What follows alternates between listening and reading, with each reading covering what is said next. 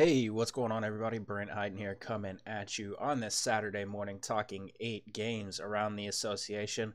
Hope everyone had a successful night last night. I know I had a really good night. I know one member, Winky Christ, a couple of nights ago had a fantastic night over in our Discord chat. Been a really good past couple of days post the trade deadline. Lots to talk about today, but before we hop in, your quick reminder, please make sure you head over to the Twitter machine. Hit that follow button if you're not already doing so. My Twitter handle at BrentHyden1 in the description down below. Also, you can head over to my Patreon page, patreon.com/BrentHyden. Take advantage of the monthly offers that I have available going on over there. And if you already just want to do a subscription for the rest of the season, you don't want to do monthly, I am offering 50% off for the rest of the season plus playoffs. That'll carry you all the way through for a one-time price. But without further ado, let's go ahead and hop into the games. First game of the night, Cleveland at Indiana. Indiana 14.5-point favorites in this one, 208 over under 208.5. Victor Oladipo out, Tristan Thompson out, Kevin Love out, Cedi Osman questionable, and then Wesley Matthews buyout candidate expected to sign with Indiana. I do not expect him to be available for this game though. Bojan Bogdanovic, someone that I definitely want to get to whenever we start talking about Cleveland, has been outstanding, averaging 24.5 points during the Indiana Pacers' current win streak of four games. He's averaging 20.7 points against the Cavaliers in 3 games this season. But looking at the Cleveland side of things, again, Kevin Love out, Tristan Thompson out, Cedi Osman questionable, David Nwaba could be limited after being limited minutes most of the season, battling injuries, things like that. With it being a back-to-back, could see him limited here. Definitely want to look at COLLIN Sexton, Jordan Clarkson as 2 options here. I'm not terribly high on the Cleveland side of this game, but with their price tags and expected minutes, it's definitely a spot where we can look at. COLLIN Sexton has been playing really well over the last couple of games. Obviously, Boston, a terrible matchup. This is also not a very good matchup here against Indiana. He has not been good against Indiana this season, as we can see, 28 minutes, just 17.4 fantasy points, but do expect him to play a lot of minutes, take a lot of shots, has been playing a little bit better of late, so I'm okay with COLLIN Sexton at 4,800 on DraftKings, 5,200 on FanDuel. It is worth noting Indiana's interior defense lately, allowing 41.5% field goal percentage in the paint, 44.1% in the mid-range over the last 10 games, is actually a boost to Sexton, who does take a very large portion of his shots in those areas. He takes 53% of his shots in the paint or the mid-range, so definitely an area where he could have some success. Clarkson, also a guy that takes a lot of his shots there, as with like 36% of his shots coming in those areas, 43%, sorry. I do like Larry Nance here once again, coming in at 5,700 on DraftKings, 6,600 on FanDuel. Again, with Kevin Love out, Cedi Osman questionable, could find himself in a lot of minutes. He did play 33 last night. Really, really good game against Washington. Shot like absolute garbage. Still pulled down 19 rebounds. That's just insane. Has been pulling down a ton of rebounds, over 30 fantasy points in 4 straight games. Double-digit rebounds in each, a double-double in each.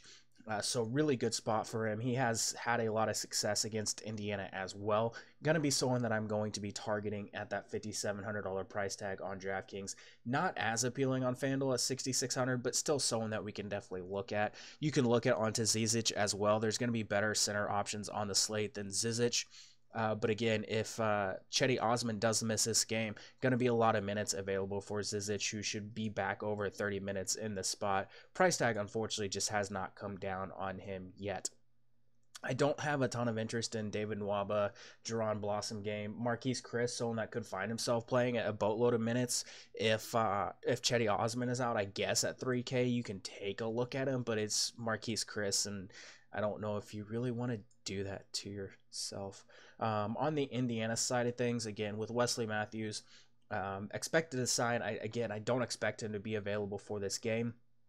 I'm going to be going back to the well with Bojan Bogdanovic, who owns a 26.3% usage rate, averages 1.02 minutes without Oladipo, and with the current iteration of the starting lineup of Collison, Tyreek Evans, Bojan, Thaddeus Young, and Miles Turner. He's been outstanding, over 40 fantasy points in 2 of the last 4 games. As I mentioned, averaging 20.7 points per game against the Cavaliers this season. The Cavaliers really bad against opposing small forwards, allowing them to shoot 42% from 3. Yeah, it's a really good spot for Bojan Bogdanovic, someone that I definitely have a lot of interest in at 5,800 across the industry. Darren Collison, really strong option, averaging 1.03 fantasy points per minute without Oladipo, and in this current starting lineup, he's someone again. We see the assist rate climb for him coming off a Clippers game where he put up 26 fantasy points in 26 minutes. Lakers game, 26 fantasy points in 25 minutes. Obviously has been a little bit limited over those 2 games because of blowouts, but production's still going to be there. Unfortunately, we do have to monitor the minutes with this being a game where there could be a blowout. It could obviously lower his expected minutes. That being said, currently projected for right around 32 fantasy points. That makes him a really strong value. You're just hoping that that Cleveland keeps it close enough that he gets that 30 minutes. But again, I do not like considering blowouts whenever I'm building my lineup, so I always expect them to play their full minutes. You can use Thaddeus Young. This is a pretty good spot for him. Ton of sense in cash games and even in tournaments. The production has been there for him recently, with 40 plus, and one of his last 4, 36 in his last game against the Clippers. He's putting up really big numbers. This is a good matchup for him. He's also averaging a pretty hefty increase in production whenever you take Oladipo off the floor. 19.6% usage rate, 0.87 fantasy points per minute in this current starting lineup. And then Miles Turner has been a machine recently. 1.27 fantasy points per minute whenever you take Oladipo off the floor. Coming off another monster game against the Clippers, had 6 blocks in that game, 10 blocks over his last 2. Really good spot here for Miles Turner. Unfortunately, center's really deep tonight, and I'm probably not going to be going there myself. Moving on to Charlotte at Atlanta. Charlotte 2.5-point favorites in this one, 230 over under. Tony Parker is out and Miles Plumlee is out for this game. Trae Young averaging 23.3 points on 49% shooting over his last 7 games, despite his poor shooting performance on Monday. Taurean Prince has averaged 20 points on 14 of 22 shooting over the last 2 games. John Collins has recorded a double-double in each of the last 3. Looking at the Charlotte side of things, obviously Kemba Walker, absolute smash spot here. The Hawks 29th in defensive efficiency to opposing point guards. We know this is going to be a paced up spot. Walker has been just insane recently with 60.25, and 58.25 fantasy points over his last 3. Very similar matchups here against really bad defenses. Gonna take a lot of shots. Having Cody Zeller back in the lineup is a huge boost to Kemba Walker. I absolutely love this spot for him. Gonna be a core option for me, even at that 10K price tag on FanDuel. He's just 9,100 on DraftKings. Yeah, I love me some Kemba Walker here, averaging like 45 fantasy points against the Hawks this season. I just don't see a way where he goes off, and I don't care if someone is if there is anybody out there trying to tell you that you can't play Kemba Walker at his price tag because of some imaginary home road splits. Yeah, you need to find a new person to listen to. Kemba Walker, yes, averages a half a fantasy point less on the road this season. Shoots 1.5% less on the road. Whoop-de freaking do. His home road splits, they're non-existent. They haven't been there for him in like 5 freaking seasons. So if someone's telling you he has home road splits, they're a bunch of they're morons. You need to find new people to listen to. Jeremy Lamb, he's like the ideal cash game option, coming in at 5,300 on DraftKings, 5,700 over on FanDuel. I really like him as well. Obviously good matchup. Atlanta ranking like 28th in defensive efficiency to opposing shooting guards. He's top 20 fantasy points in 8 of his last 10 games. Again, he's like the ideal cash game play. Does have a little bit of an upside at his price tag as well.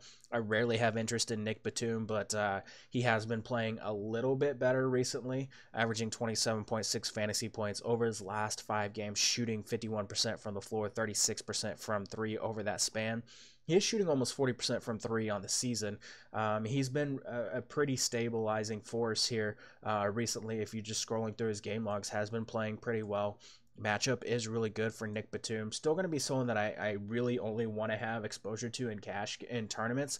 But with the Hawks are allowing opponents to shoot 36% from three. A large portion of his shots come from three. He has a lot of upside here at that price tag. You can look at Marvin Williams as he draws a really good matchup here. Atlanta allowing opposing power forwards to shoot 37% from three.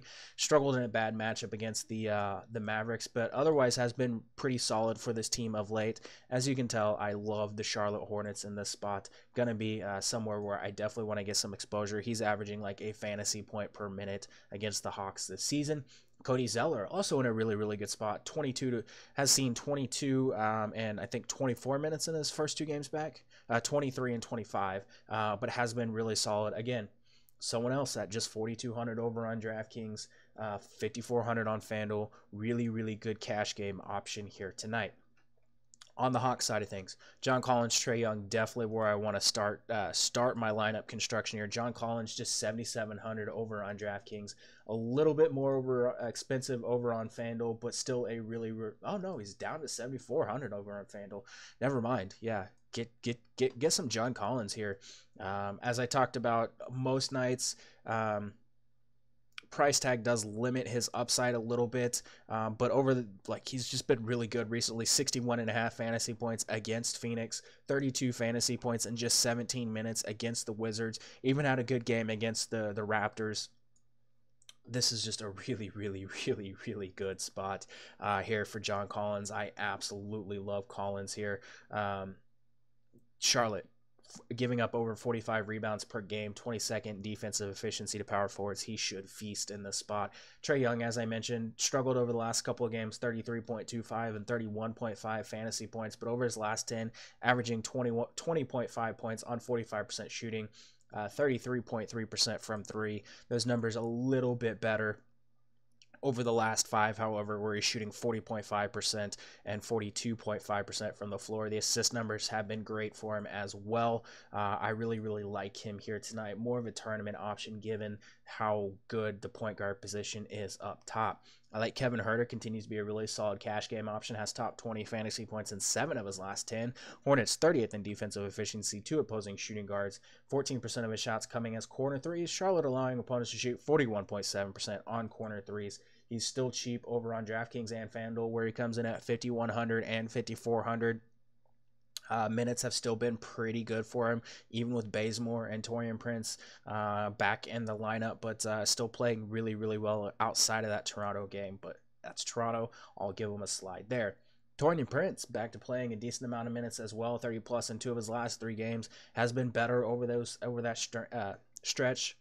20% of his shots coming from as corner threes. Again, Charlotte allowing opponents to shoot 41.7% on corner threes. If you couldn't tell, I love getting exposure to this game. This should be a fantastic game to get a ton of exposure to. It is a good spot here for Taurean Prince as well.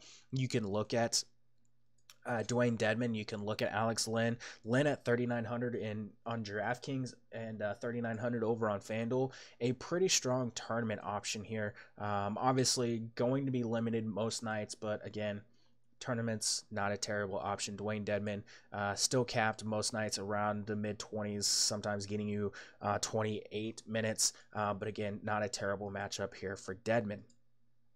Moving on, Toronto at New York.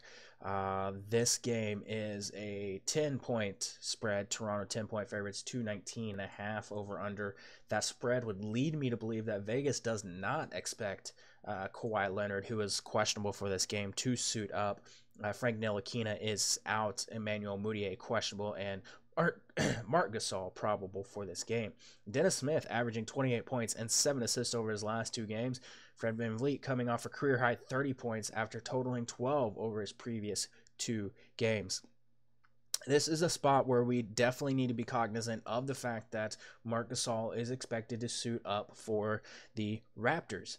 If Kawhi Leonard plays, you can still use him in cash in tournaments. This is a really good spot here for him. New York just atrocious defending opposing small forwards, 29th in defensive efficiency to the position. Again, I think this is a spot where he does take another game off. Should he sit? Fred VanVleet, Kyle Lowry, Pascal Siakam, 2 names that I definitely think we need to keep a very close eye on.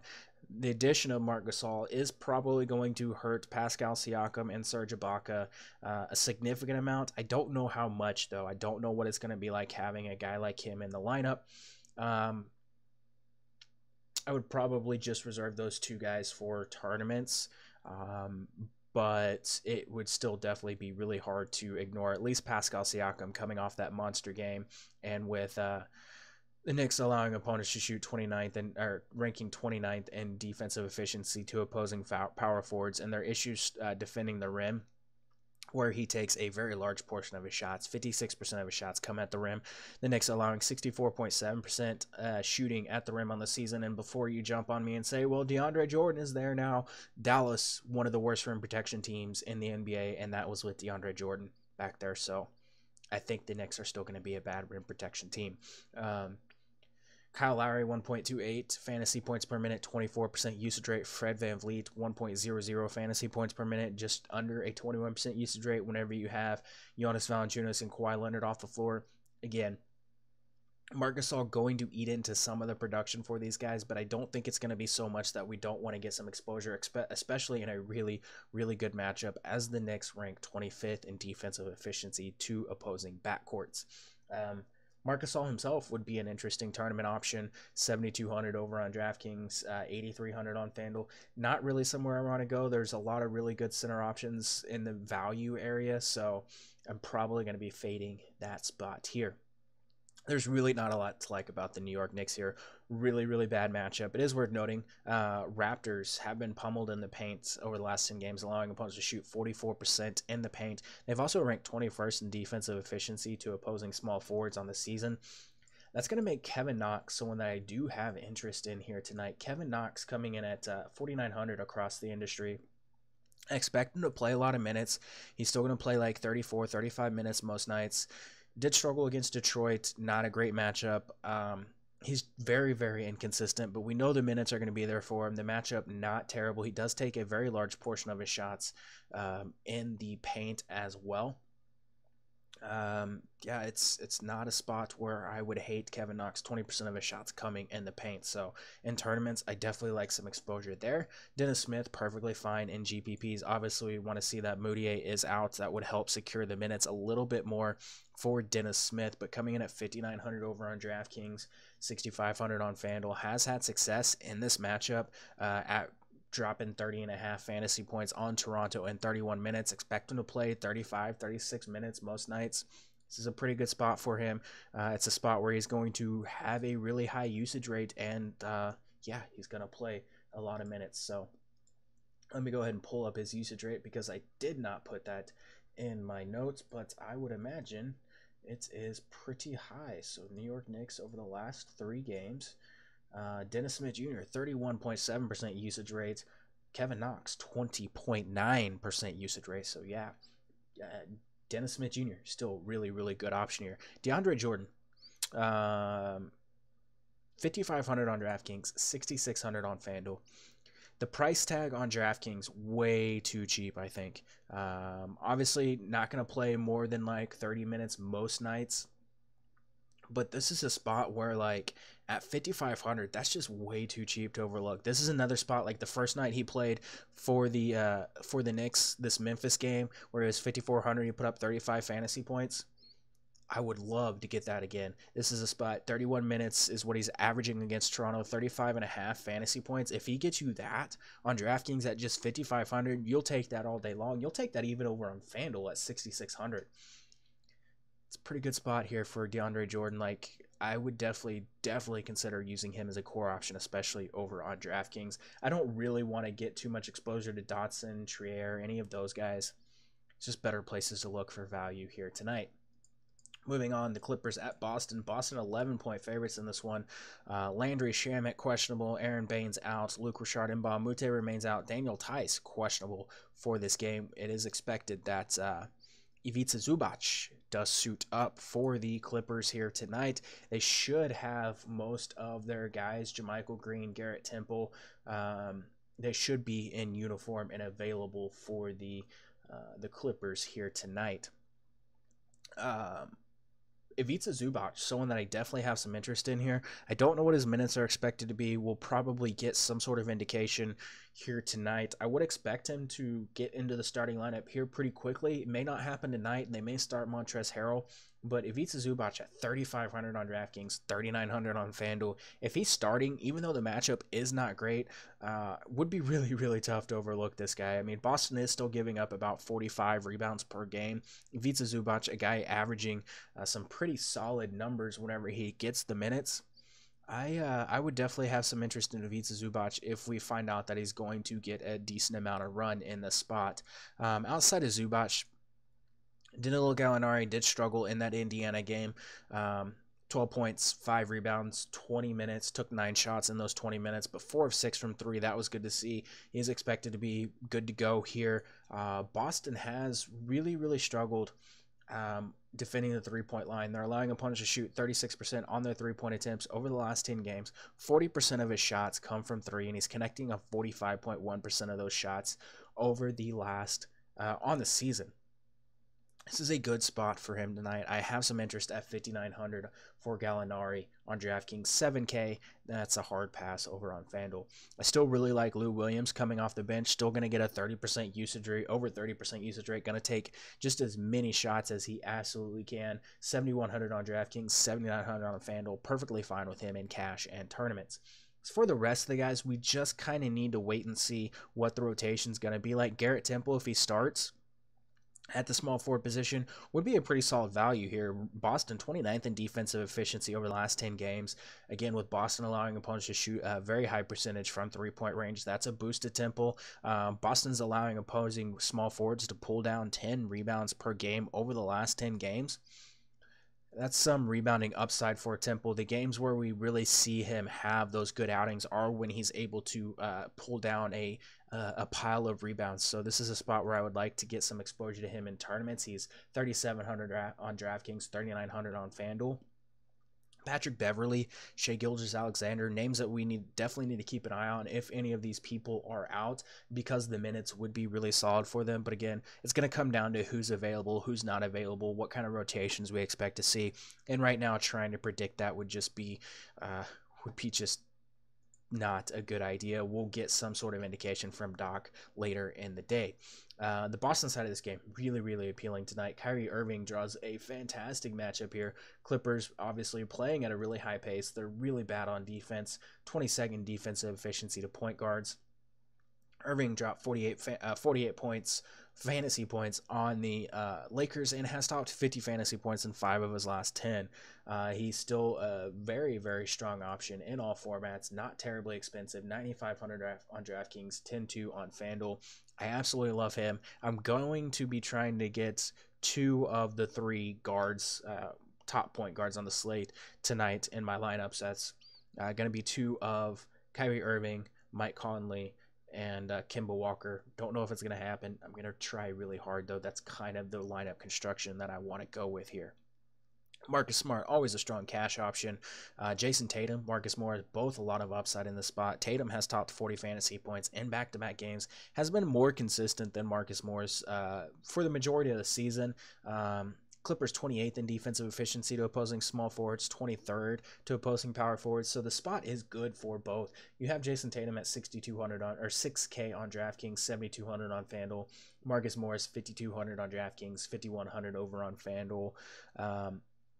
Clippers giving up over 50 points in the paint per game, 15 fast break points. Jason Tatum over 8 points per game off points in the paint and fast break points. He's also averaging just over 2 points per game off second chance points. And with the Clippers giving up a lot of 14 second chance points per game, I like the upside for Jason Tatum. Al Horford, really strong option here. Clippers 3rd in fantasy points per game allowed to centers. Before stumbling against the Lakers, had been absolutely outstanding in this previous stretch of games. It's an upside spot for him. He's one of the guys that I really like here at 6,600 on DraftKings, 7,500 on FanDuel. You can even use the bench mob of like Jaylen Brown, Gordon Hayward, Daniel Tice. If you're building like 20-plus lineups, I would definitely get some exposure to one of, if not all 3 of those guys across those across those 20 lineups. But They're not people that I would look at in tournaments or in cash games, or if you're just doing like a single entry or three max. There's better ways to go. Moving on, Washington at Chicago, the Revenge Fest. Haha, this game is going to be fun. Washington 1-point favorite in this game, 217.5 over under. No real injuries to report. The guys that have been out most of the season are still out. Markin, third straight 30-point performance and fifth double-double in the last 6 games. Sorry, Chris, I absolutely love you to death, buddy, but Markkanen not going to be a first ballot Hall of Famer. You need to stop with that stuff. Bradley Beal has recorded 25 points against Cleveland, marking the ninth straight time and 17th in the last 18 games he has topped 20 points. Wizards in a smash spot once again. Bulls really, really bad on defense. Pause for dramatic effect. Yeah, plus the revenge. This game's going to be fun. I really, really like Tomas Satoransky and Bradley Beal in the spot. Both of these guys really, really strong options here tonight. Looking at their price tags, Satoransky $5,900 on DraftKings, very much like. $7K on FanDuel, not as much like. Bradley Beal $9K on DraftKings, very much like. $9,500 on FanDuel, still very much like. I don't really expect him to take a huge hit with Parker and Portis being in the lineup. He's still going to play 35, 36, 37 minutes each night. Still going to take those like 20 shots most nights. The assist number is probably going to come up a little bit now that he has a couple of other guys that can actually score in that lineup alongside him. He's not relying on guys like Jeff Green to put up numbers. It probably hurts Satoransky a little bit, so I'd reserve him mostly for cash games. But the minutes are still going to be there for him, or reserve him mostly for tournaments. Sorry. The minutes are still going to be there for him most nights. The Bulls do rank then 28th in defensive efficiency to point guards, giving up 7.6 rebounds and 8.7 assists. So there's plenty of potential for him in this spot. Beal, just a guy you're pretty much locking him in for 40 plus fantasy points most nights. When I wrote the notes, I did not know for sure how much run Bobby Portis and Jabari Parker were going to get. Scott Brooks had said both were going to see over 20 minutes. We saw Bobby Portis get 27 minutes. Jabari Parker got 23 minutes. Jabari almost notching a triple-double, just an assist and 3 points shy. Really, really good game for Jabari Parker. That was good to see. Both of these guys definitely on my radar here tonight. Parker, 4,800 on DraftKings, 3,900 on FanDuel. Bobby Portis, 5,400 on DraftKings, 6,500 on FanDuel. Fantastic matchup for both. Bulls struggled against opposing power forwards, 21st in defensive efficiency. They're 27th in defensive efficiency to centers. So this is a spot where they both could have some success. Parker takes 40% of his shots in the paint or the mid-range. Bulls allowing opponents to shoot about 42% in both of those areas. And I'm pulling up the rotations right now to see where where Jabari Parker played most of his minutes. Where is Washington? Cleveland at Washington. So Jabari Parker subbed in directly for Jeff Green most spots. So that means, that means he's spending a lot of his time at the power forward spot, and Bobby Portis most of his time at center. So yeah, that's really, really good. That's definitely what we want to see in this spot. So I have no issue with going back to the well with either one of those guys. So this is a pretty good spot. We know Bobby Portis is going to put up big numbers in limited minutes. It's really, really good spot here for both. I have a lot of interest in those guys. Jeff Green, kind of off my radar. Trevor Ariza is still going to play a pile of minutes at small forward. He's still perfectly fine in cash. But now that Portis is there, now that Parker is there, I'm gonna be off of like Green and Thomas Bryant's for the most part, outside of just a large field tournament. Like if you're building 150 lineups, maybe getting a little bit of exposure there, but there's better places to look. On the Bulls side of things, Chris Dunn, Zach LaVine, obviously in great spots here. Fast-paced game, bad Washington defense matchup. I like it a little bit better for Zach LaVine. who's been playing pretty darn good recently. He comes in at 6,600 on DraftKings, 7,700 over on FanDuel. Price tag not up on DraftKings for the production he's been putting up over the last 4 games, really. Two really good games against Brooklyn. Two really good games against Brooklyn, a really good game against New Orleans. In a fast-paced game against a bad rim protection team, Washington allowing opponents to shoot 66.3% at the rim. He takes 49% of his shots at the rim. Really, really good spot for Zach LaVine. 33% usage rate, 1.35 fantasy points per minute with Parker Portis, Holiday, Wendell Carter Jr., Cameron Payne, all these other guys that have been shipped out of town off the floor. A plus 8.86 fantasy points per 36 minutes without them. So, yeah, Zach LaVine, definitely someone that I want to get some exposure here to. With Dunn, it just comes down to being a guy that can stuff the stat sheet. Good matchup. Washington 26th in defensive efficiency to the position. Been playing pretty well recently. Again, it's mostly just the fact that he can fill up the stat sheet, but more of a tournament guy because he does rely on getting peripherals across the board to have a lot of value.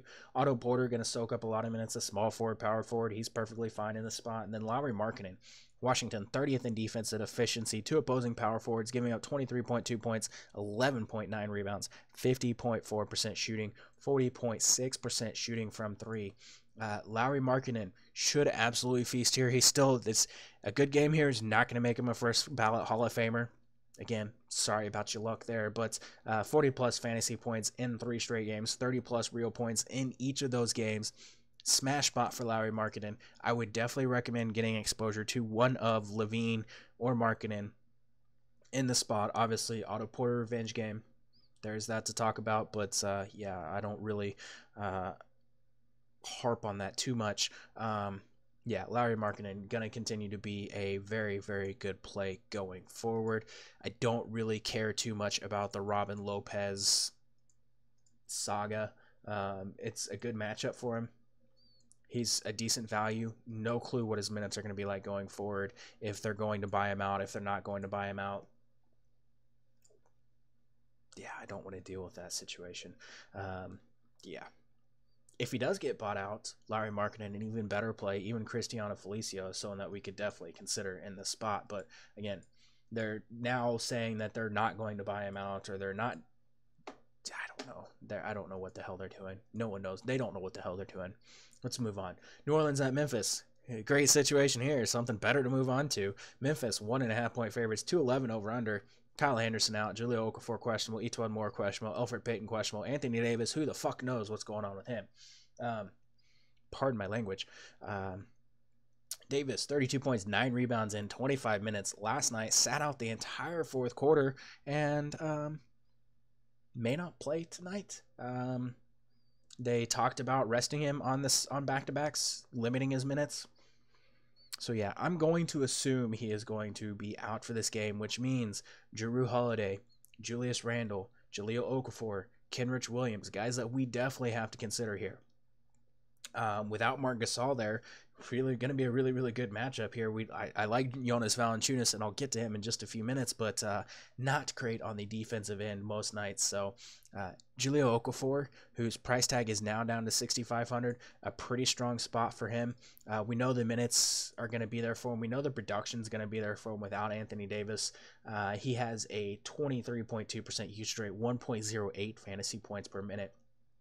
I'm perfectly fine using him. I really, really like Julius Randle, 1.50 fantasy points per minute, 32% usage rate without Mirotic and without Davis and without Etuan Moore and without Elfrid Payton, guys that I don't expect to suit up in this spot. So I would love to get some Julius Randle in this spot. 8,100 on DraftKings, 8,400 on FanDuel. Even if Memphis was really the Memphis team that we're used to seeing, Julius Randle still a strong option as he's feasted against this team already this season. Jrue Holiday was not bothered by Anthony Davis returning, much like I said he would not be, despite what other people seemed to have thought. 8,600 on DraftKings, 9,300 on FanDuel. Really strong option here as well, pulling up his numbers with all these guys off the floor. 27% usage rate, 1.33 fantasy points per minute, Really, really good spot for him. Kenrich Williams, who I did not expect to continue to put up the numbers that he has been putting up, coming in at 4,700 on DraftKings, 5,500 on FanDuel. Would expect him to play a pile of minutes as well, take a decent amount of shots, over 30 fantasy points in 2 of the last 4 at 4,700, especially if Davis, Moore, and Peyton are out. Got to expect Kenrich Williams to be a really, really, really strong option here. I don't really want to go to the Darius Millers, Frank Jacksons, Tim Frazier's. You can look at Miller if all these guys are out. Memphis allowing opponents to shoot 42.9% on corner threes. 12% of his shots come in those areas, so the minutes would be there for him. Shot attempts should be there for him. It's just not a spot where I really want to pay for him tonight. Looking at the Memphis side of things, a lot of guys not in Memphis anymore. Trying to pull up the list here because it's a lot. Marc Gasol is gone. JaMychal Green is gone. Shelvin Mack is gone. We know Kyle Anderson is out. Garrett Temple is out. There's a lot of missing bodies in this spot. They're without Dylan Brooks, all the guys that have been injured for quite a while. I expect Jonas Valanciunas to suit up here. It's going to be interesting to see what minutes they give him. He was going to be limited minutes-wise with Toronto on trade deadline day had he suited up. I have him currently projected at 27. That makes him a fantastic value on DraftKings and FanDuel. 5,100 on DraftKings, 4,900 on FanDuel. He's a guy this season with Toronto was averaging a 1.35 fantasy points per minute. So, yeah. He's going to put up numbers here in Memphis. He's going to play a lot of minutes most nights. Yeah, I'm going all in on Jonas Valanciunas at his current price tag, especially if he suits up. If he doesn't suit up, Jaren Jackson, Yvonne Robb, guys that we would have to consider. Yvonne Robb, 5,800 on DraftKings, 6,400 on FanDuel, would be a really strong option. I think Jaren Jackson Jr. at his current price tag, 6,600 on DraftKings, 6,900 on FanDuel, is okay for tournaments. But it's a spot where I think I'm probably jumping off that train unless Jonas Valanciunas is out.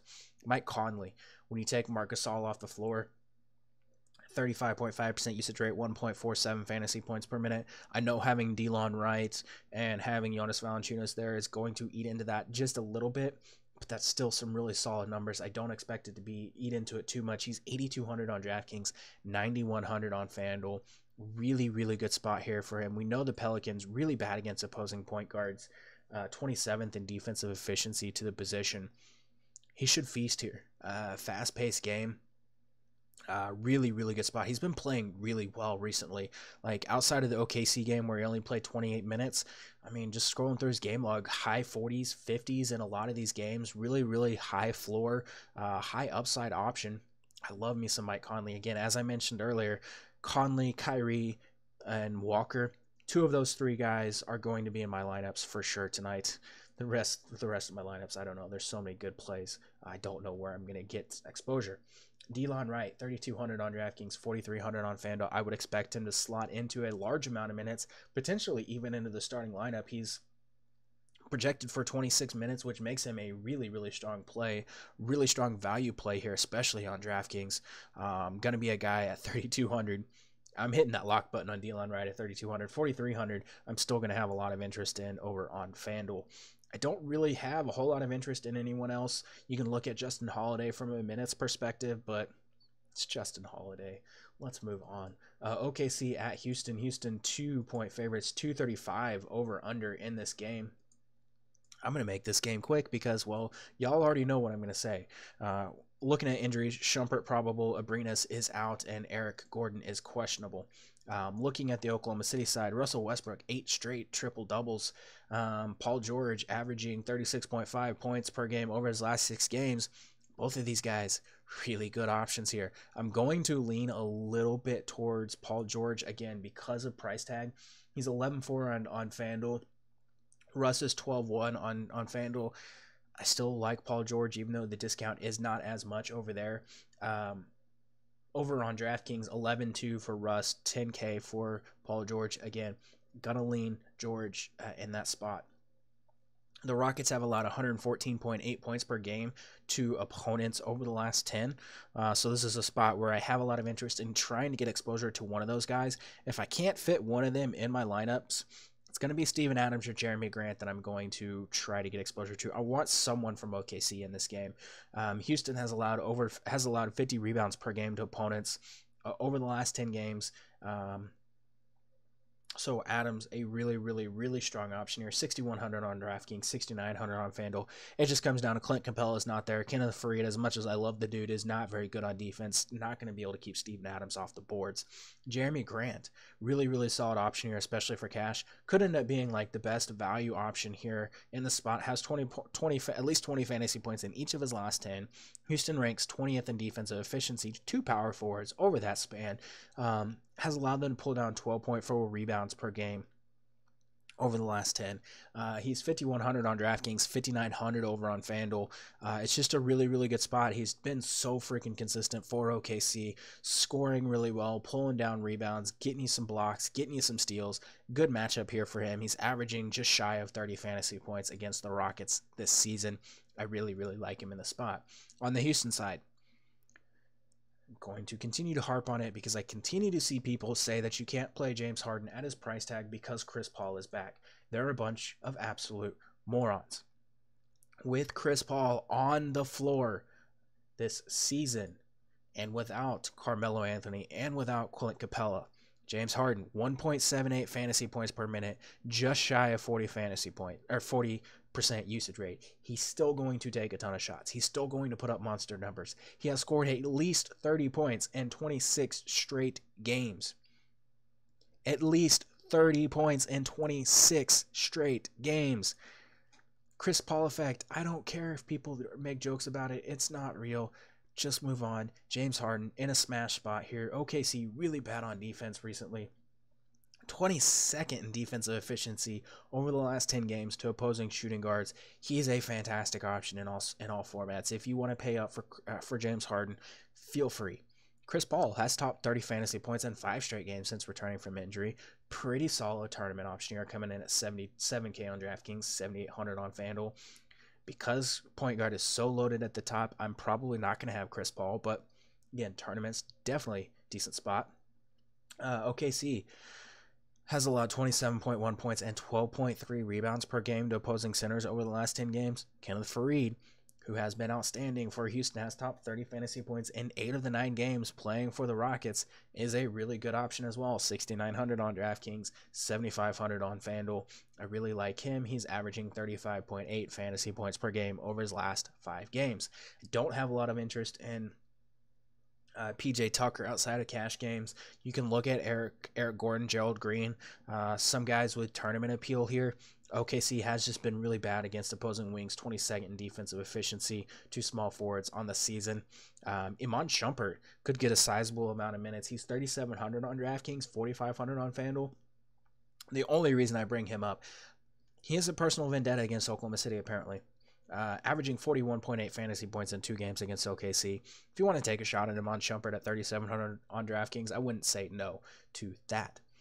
Last game of the night, I don't have a ton of appeal. I don't have a ton of interest in this game. Orlando at Milwaukee. Mo Bamba, the only guy that's out. Milwaukee 11-point favorites in this one.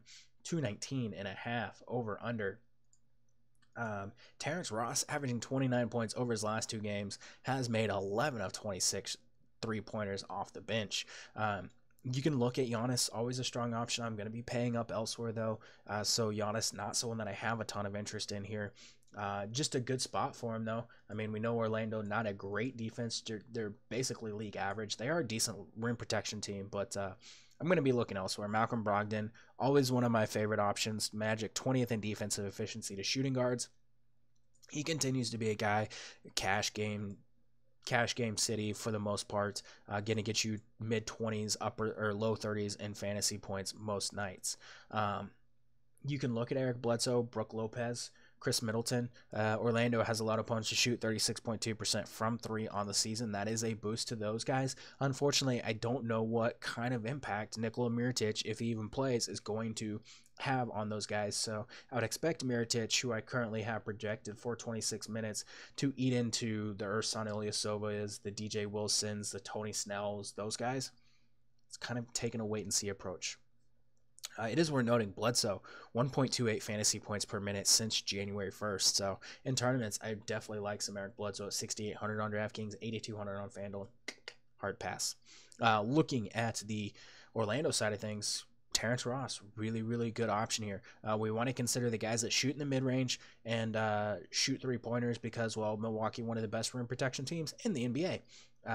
Aaron Gordon, while the numbers don't actually show a whole lot that he does produce better when Mo Bamba is out, because of the way the rotations break down, he is a better play when Mo Bamba is out because he doesn't spend as much time alongside of him.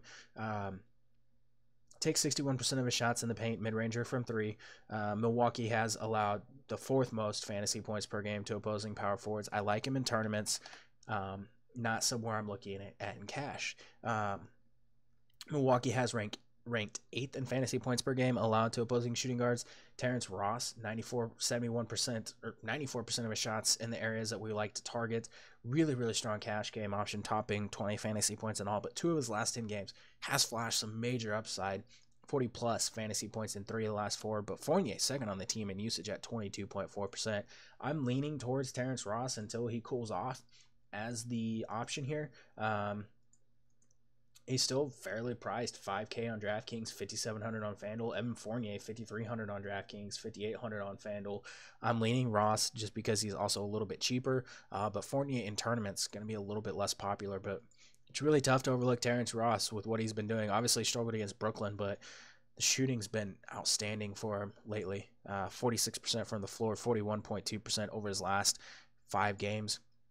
Hasn't been terrible against Milwaukee this season. I don't have a lot of interest in Vucevic here just because I really like the mid-range options at center. But that's going to do it for tonight's slate. Short week next week with the All-Star break coming, but I believe it's Monday and Wednesday that I will have a podcast next week. But good luck in all your contests tonight. I'll see you on Monday.